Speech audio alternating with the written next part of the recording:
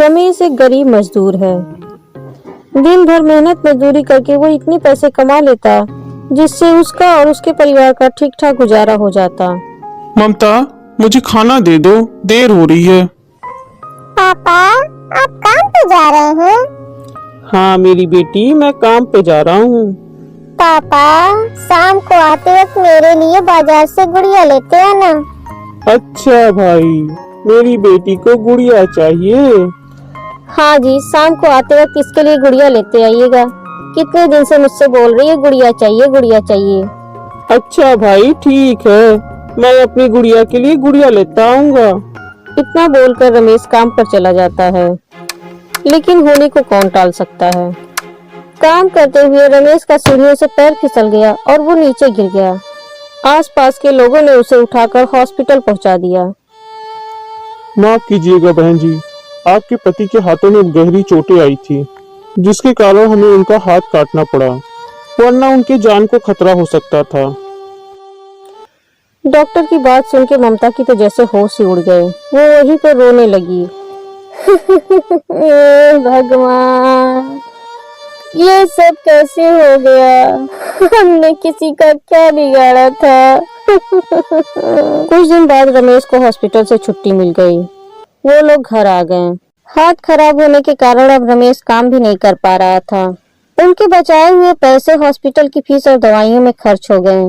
धीरे धीरे करके उनके घर का राशन भी खत्म होने लगा था। उनके घर एक के बाद एक मुसीबतों की लाइन लग गई। रमेश, ओ रमेश, अरे रमेश, 2 महीने से मकान का किराया नहीं दिया है, कब दोगे भाई? हम पे दया कीजिए सेठ जी, हमारे सारे पैसे दवाइयों में खर्च हो गए, अभी हमारे पास पैसा नहीं है। अगर किराया देने के लिए पैसे नहीं है तो घर खाली कर दे। अरे भाई, हमने आश्रम थोड़ी खोल रखा है जो सारी जिंदगी बिना किराया के रहने देंगे। अच्छा ठीक है, मैं तुझे 2 दिन का वक्त देता हूँ। 2 दिन बाद अगर किराया नहीं दिया तो मकान खाली कर देना। ऐसा बोलकर सेठ वहां से चला जाता है। रमेश को कुछ समझ नहीं आ रहा था कि वो क्या करे। वो अपने मालिक के पास जाता है जहां वो काम करता था। मालिक, मैं बड़ी मुसीबत में हूँ मालिक, मेरी मदद कीजिए मालिक, मुझे थोड़े रुपए उधार दे दीजिए मालिक। देख रमेश, जब तू मेरे पास काम करता था तो मैं तेरे सारे पैसे दे देता था। अब तू किसी काम के लायक तो है नहीं, तो फिर उधारी कहाँ से चुकाएगा? ऐसा बोलकर रमेश का मालिक उसे भगा देता है। जब रमेश घर वापस आया तो उसने देखा उनका सारा सामान घर के बाहर पड़ा हुआ था। उसकी पत्नी और बेटी भी घर के बाहर ही खड़ी थी और घर में एक ताला लगा हुआ था। मकान मालिक ने हमें घर से निकाल दिया, अब हम कहाँ जाएंगे? रो मत ममता, ये दुनिया सुखों का साथी है, दुख में कोई किसी का साथ नहीं देता। चलो अपना सामान ले लो। वो तीनों अपना सामान लेकर दर दर भटकने लगे।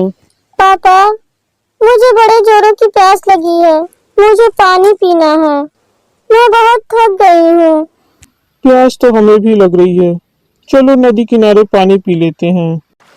पानी पीकर वो लोग नदी के किनारे ही एक पेड़ के नीचे बैठ गए। तभी वहां पर एक अमीर आदमी नदी के किनारे पूजा करने के लिए आया और उसका पैर कीचड़ में चला गया। ओहो, मेरे जूतों में तो कीचड़ लग गया। तभी रमेश रुमाल लेकर उस आदमी के जूते साफ करने लगता है। बदले में वो आदमी रमेश को पैसे देने लगा। अरे नहीं नहीं साहब, ये क्या कर रहे हैं? मैंने पैसों के लिए थोड़ी किया था, पैसे नहीं चाहिए मुझे। अरे ले लो भाई, मैं अपनी खुशी से दे रहा हूँ, तुमने भी तो मेरी मदद की है ना। तभी रमेश को अपनी बेटी का मासूम चेहरा याद आ जाता है जो 2 दिनों से भूखी थी। पापा, मुझे बहुत भूख लग रही है, 2 दिन से हमने कुछ नहीं खाया। न चाहते हुए भी रमेश को पैसे लेने पड़े। पैसे लेकर रमेश बाजार गया और खाने पीने की चीजें ले आया। सबने मिलजुल कर बड़े मजे से खाना खाया। अब रमेश को नया काम मिल चुका था। वो लोग वहीं नदी किनारे अपना झोपड़ी बनाकर रहने लगते हैं और नदी के किनारे साफ सफाई रखने लगे। वहाँ अक्सर लोग पूजा करने के लिए आया करते और अपनी बची हुई चीजें उनको दे दिया करते। रमेश अक्सर उनकी छोटी मोटी मदद कर दिया करता।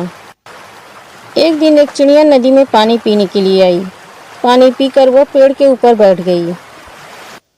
चिंकी झट से भीतर जाती है और चावल के कुछ दाने लाकर जमीन में छिट देती है। चिड़िया पेड़ से उतरकर दाना चुगने लगती है। अब रोज चिड़िया वहां आने लगी। धीरे धीरे चिड़िया और चिंकी की दोस्ती हो गई। चिड़िया जंगल के रहस्य को जानती थी। चिड़िया जंगल से एक जादुई बीज लाती है और चिंकी को दे देती है। चिंकी, ये जादुई बीज है, इसे तुम अपने आंगन में लगा दो। चिंकी मिट्टी खोदकर वो जादुई बीज लगा देती है। सुबह सुबह जैसे ही ममता बाहर आई, वो चौंक गई। उसके सामने एक बहुत ही बड़ा सेब का पेड़ था, जिसमें लाल लाल मीठे और रसीले सेब लगे हुए थे और एक एक सेब लगभग 5-5 किलो का था। ममता को तो अपनी आंखों पर विश्वास ही नहीं हुआ। ये तो चमत्कार ही हो गया। इतना बड़ा सेब तो मैंने अपनी जिंदगी में कभी नहीं देखा था। अरे सुनते हो, जरा बाहर आकर तो देखो। अरे क्या हुआ ममता, क्यों चिल्ला रही हो? अरे ये कैसे हो गया? कल तक तो यहाँ कुछ भी नहीं था। ये सब उस चिड़िया के जादुई बीज का करामात है। जैसे ही ममता सेब तोड़ती है, उसकी जगह एक नया सेब लग जाता है। सेब इतना बड़ा था कि ममता के हाथों से संभल ही नहीं पा रहा था। ओहो, ये तो बहुत ही भारी है। वो लोग सेब काटकर खाने लगते हैं।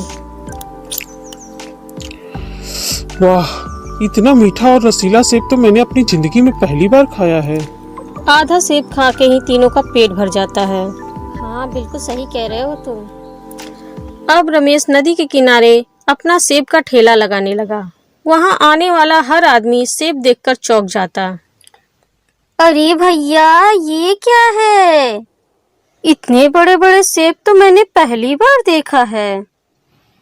अरे भैया, सेब कैसे दे रहे हो? साहब, 500 रुपए का एक है। 500 रुपए का एक? हाँ भाई, एक सेब 5 किलो का है और खा के तो देखो, बहुत ही मीठा और रसीला है। क्या सच में? अच्छा ठीक है, एक सेब दे दो मुझे। अरे भाई, जरा एक सेब मुझे भी दे देना तो। रमेश के ठेले पर ग्राहकों की भीड़ लगने लगी। जैसे ही वो ठेला लगाता, थोड़ी ही देर में उसके सारे सेब बिक जाते। अब उनके पास पैसों की कोई कमी नहीं है।